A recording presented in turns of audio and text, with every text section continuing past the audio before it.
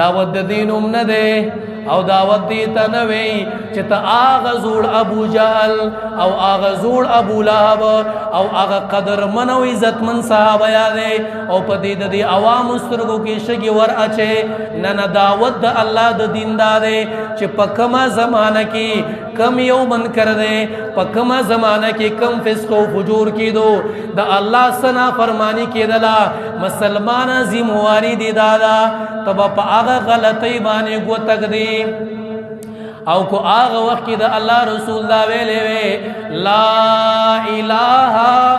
الا اللہ محمد رسول اللہ او دا اللہ رسول دا نویلے چلا سنشی کولے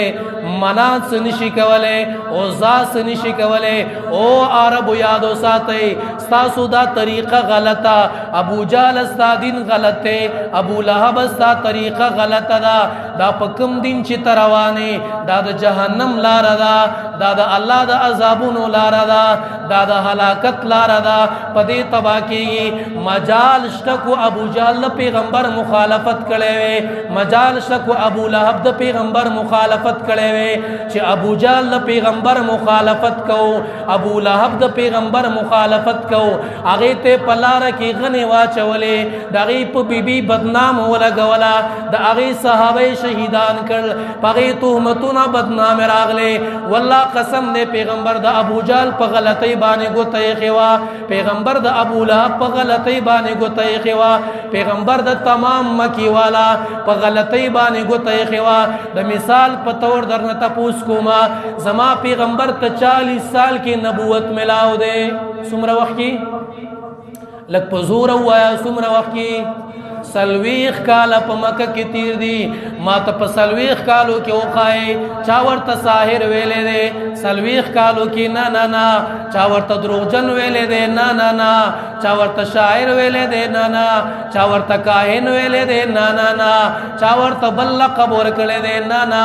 سلویخ کالو کی چاور تا غگن دے کڑے ہر یو سڑے ویدہ صادقم دے ہر یو ویدہ امینم دے ہر یو وید دیر خسڑے دے زوانی بے مثالا اخلاق بے مثالا کردار بے مثالا گفتار بے مثالا و مسلمان یادو ساتا کلچ امام الانبیاء دی خبر اعلان کرے ہو یا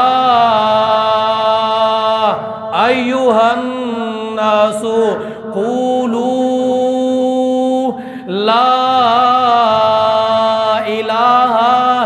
الا اللہ تفلحون او سرویلیو آغا عزا حاجت روانا آغا لات حاجت روانا دا کم کار چی دلتا کی گی دا غلط تے دا چی ڈمی گڑوئے دا چی وینزی گڑوئے دا تستاسو پکورنو مانی کمی جنڈی دا زنا لگی دلی دی دا چی کم سودونا کوئے دا طول غلط تی ناروا دی یو بویلی دروغ جن دے مڑا دینا بلغٹ دروغ جن نشت دے چا بویل ساہر دے مڑا دینا بلغٹ ساہر نشت دے چا بویل مڑا فلان دے فلان دے فلان دے ولی دائی دا اغی پا غلطی بانے گو تکی غصہ نوز دشمنی شوا پا سلویخ کالو کی چا مخالفت نہ دے کڑے دیار لسکالا پا مکہ کی ہر قسم بدناما ہر قسم تہمت ہر قسم خبرے کنزلی ورتوشوے بیزتی وشوا پغاڑ کی پڑی پری وطل پغاڑ کی والا خلق سادر واچو دو اوخ پیروان پی دبار پروتے نو والی پروتے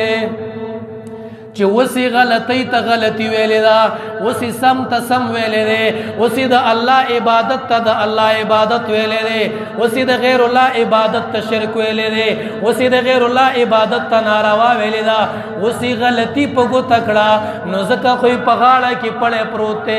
زکا خوی پلارا کی اغزی پراتے دی زکا خوی صحابہ پا گرم شگو پراتے دی زکا خو بلال پا شگو بانی پروتے زکا خو صحیب پا گرم شگو بانی گرزی زکا خو ابو بکر پشان شخصیت اغوز دا چاک وقت ندے ولی حق تے حق ویلے دے ناروا تے ناروا ویلے دا او دا چکل حق تا حق وے ناروا تا ناروا وے تبا دا خلقو خبر واورے دا خلقو تحمتو نبا واورے او زان لتسلی ورکوما